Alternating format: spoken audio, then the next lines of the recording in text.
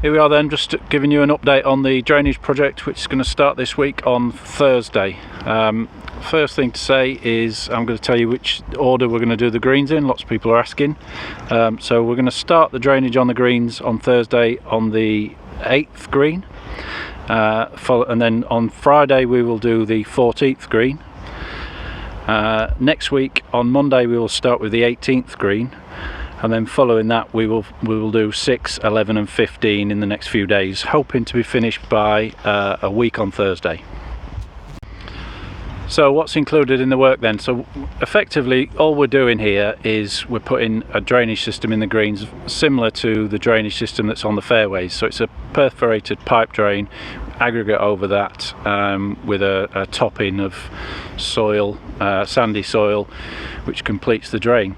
There's nothing new about this other than the method of installing. The actual theory is exactly the same as it's always been, which is why it will work. It's a standard drain after all. But what we're going to do is we're going to put a 25mm pipe in the ground with lytag over the top of that, and then top off with some soil.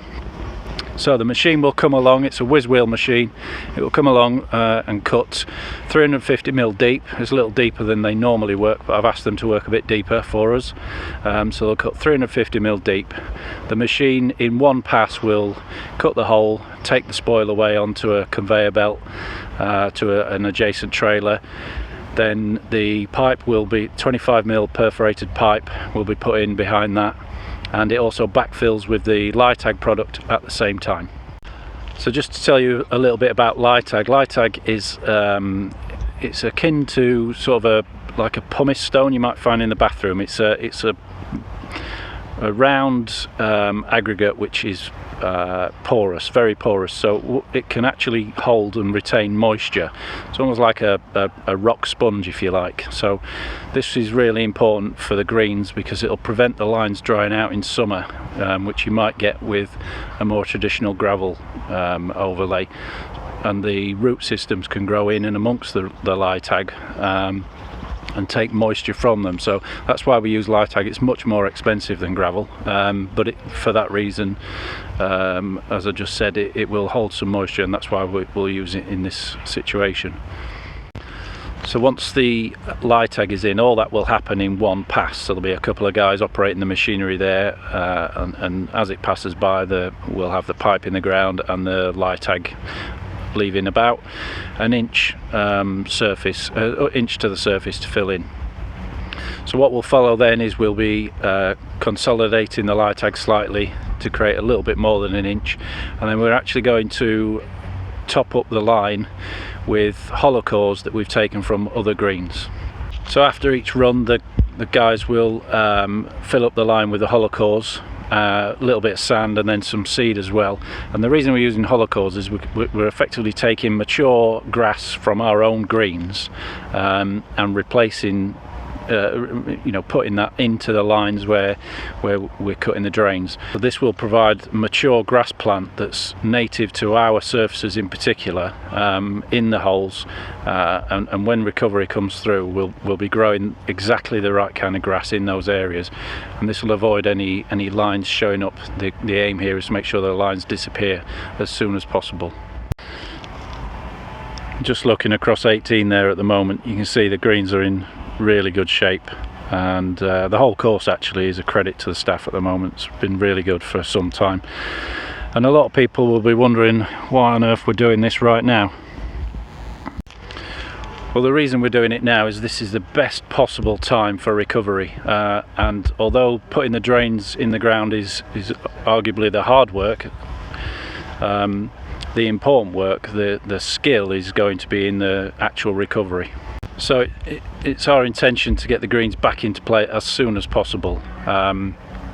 This is going to take a few weeks, there's no hiding from that. There's going to be some disruption here, but what we've got to remember is the disruption is relatively short-lived. A few weeks disruption now is going to give us years and years and years of well-drained greens, and all the golf courses we've seen and all the course managers I've spoken to about this job who've done it in the past have said that their wettest greens have gone from being their wettest to their best greens, and that's what we hope to see here as well. So it's a short-term pain for a very long-term gain.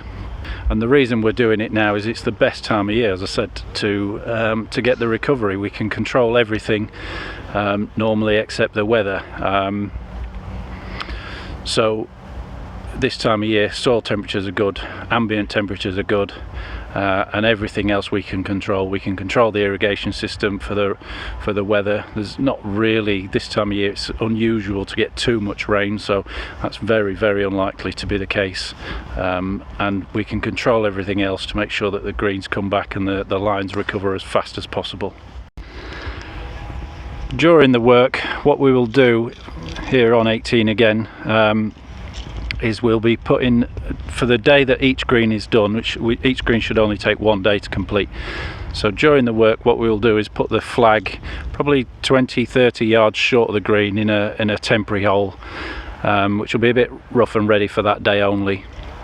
And then as soon as the work's completed and all the machinery and the guys are out of the way, we'll use the temporary greens that we've been preparing over the summer and they'll be used until we can get back on the main greens. That's how we'll approach it on the par 4s that we're doing on 8, 14 and 18. When it comes to the par 3s, 6, 15, what we will do is take that hole out of action, and we'll do that from Tuesday onwards next week when there's no scheduled golf in the calendar at all. So the holes will be out of action just because we can't get a temporary near enough to the green on anything other than really rough ground because of the shortness of the hole. So there'll be a few holes out of action on Tuesday, Wednesday, Thursday next week. That said, at any time there will only be 1 hole that's not in use. Obviously as soon as we've finished we'll put the temporaries in place once the guys are out of the way. So that gives you a bit of an idea of the process. What we'll do later this week, once the work begins, is I'll try and get another video out just to show you how it actually works in reality, show you the footage of that, and we'll try and explain a little bit more about recovery in a future update. As I say, that's where the skill comes in, and that's where we hope to do much better than many clubs have done in the past.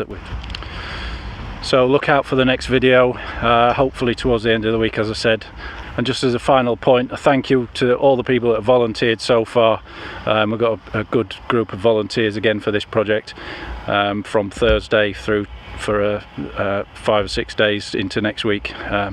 It's not too late if you still want to come forward and you've got a few hours to spare one day. Contact Simon English via the office and I'm sure he'll find you a slot.